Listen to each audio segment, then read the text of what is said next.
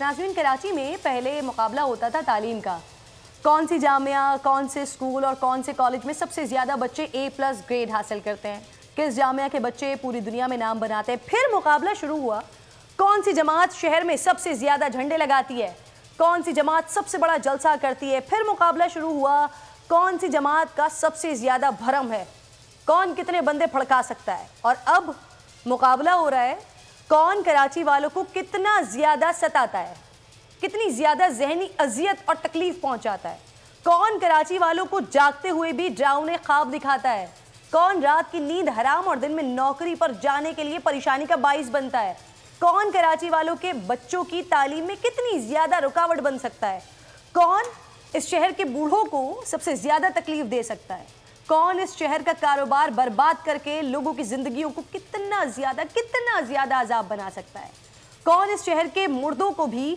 तकलीफ पहुंचा सकता है। और इस मुकाबले में फातेह करार पाई है वन एंड ओनली मेरी और आपकी बहुत प्यारी हर दिल अजीज के इलेक्ट्रिक, जिसे बेपनाह लोड शेडिंग से कराची वालों को सबसे ज्यादा अजियत पहुंचाने में मैदान मार लिया है। तालियां हैं के इलेक्ट्रिक के लिए। एक तरफ कोरोना से लोग मर रहे हैं और मजीद तकलीफ देने के लिए है ना के इलेक्ट्रिक। शहर में 10-10 घंटे की लोड शेडिंग हो रही है और विफाक लंबी ताने सो रहा है। कोई नहीं पूछने वाला इतनी लोड शेडिंग में हजारों रुपए के बिल कैसे भेज रहा है के इलेक्ट्रिक। अब मैं भी ना समझूं, कोई पूछेगा भी भला क्यों। ये तो आवाम का मसला है ना, महल्लात का मसला थोड़ी है। पूरे शहर में एक ही कंपनी होगी तो जो दिल में आएगा अपनी मनमानी करेगी।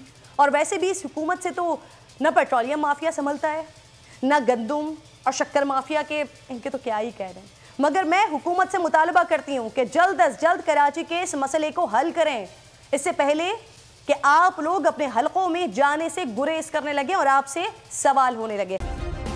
सब्सक्राइब करें और बेल दबाएं ताकि कोई खबर रह न जाए।